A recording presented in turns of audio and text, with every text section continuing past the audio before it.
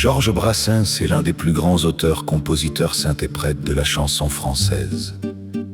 Célèbre pour sa poésie ciselée, son anticonformisme et sa modestie. La jeunesse sétoise et la tentation libertaire.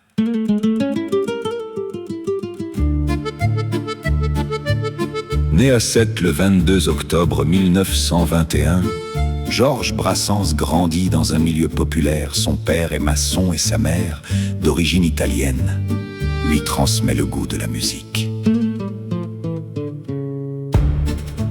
Adolescent indiscipliné, il s'intéresse très tôt à la poésie. À la suite d'une sombre histoire de petits larcins commis avec des camarades, il quitte le Sud pour s'installer chez sa tante à Paris en 1940.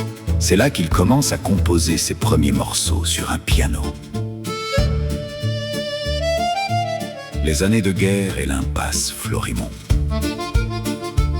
En 1943, pendant l'occupation allemande, il est requis pour le service du travail obligatoire à Basdorf, en Allemagne. Il y rencontre de futurs amis fidèles et écrit de nombreux textes. Lors d'une permission, en 1944, il s'évade et trouve refuge à Paris chez Jeanne Planche, une femme de 30 ans, son aînée, qui vit dans un grand dénuement impasse Florimond. Cet endroit rudimentaire, peuplé d'animaux, devient son havre de paix. Il y restera 22 ans, y composant une grande partie de son œuvre. C'est également à cette époque qu'il rencontre Joa Ayman, qu'il surnomme Püppchen, qui sera la compagne de toute sa vie, sans qu'ils partagent jamais le même toit, ni ne se marient. L'éclosion tardive et le succès public. Après la guerre, Brassens milite un temps dans les milieux anarchistes et écrit pour leur journal sous divers pseudonymes. Il peine à percer dans la musique car il préfère écrire pour les autres plutôt que de chanter lui-même. Le tournant décisif a lieu en mars 1952. Ses amis le présentent à Patachou dans son cabaret de Montmartre. Convaincue de son immense talent, la chanteuse le pousse à monter sur scène. Le succès est immédiat. Son style unique frappe les esprits. Une voix bourrue, mais juste. Une guitare rythmique immuable soutenue par la contrebasse de Pierre Nicolas.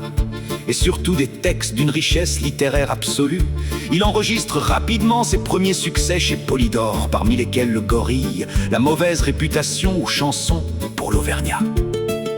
Un poète entre provocation et tradition, Brassens devient une figure incontournable de la scène française, se produisant régulièrement à l'Olympia, à Bobino ou à l'Alhambra. Son œuvre jongle habilement entre une grivoiserie provocatrice, une critique féroce des institutions, la justice, la police, l'église, l'armée, et une immense tendresse pour les marginaux et les amoureux érudits. Il met également en musique les grands poètes de la langue française comme François Villon, Paul Verlaine, Antoine Paul ou Louis Aragon. En 1967, l'Académie française lui décerne son Grand Prix de poésie, une consécration majeure pour un artisan de la chanson.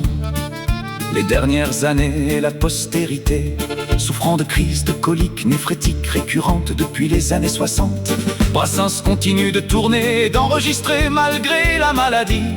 Il fait ses adieux à la scène de Bobino en 1976, après une série de concerts triomphaux.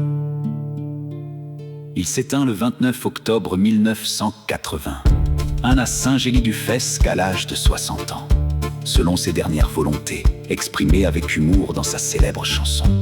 Supplique pour être enterré à la plage de Sète. Il repose au cimetière, le pis de sa ville natale, face à la mer Méditerranée.